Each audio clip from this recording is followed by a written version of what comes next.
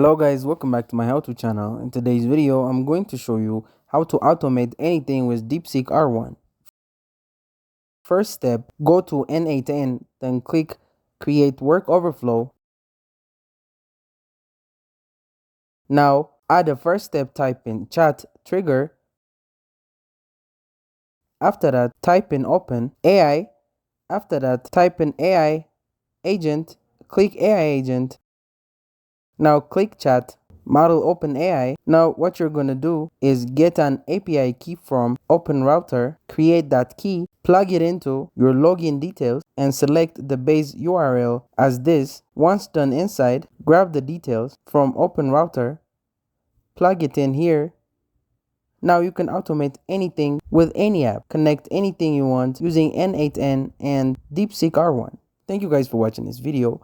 If this video was helpful, don't forget to like and subscribe to my how-to channel.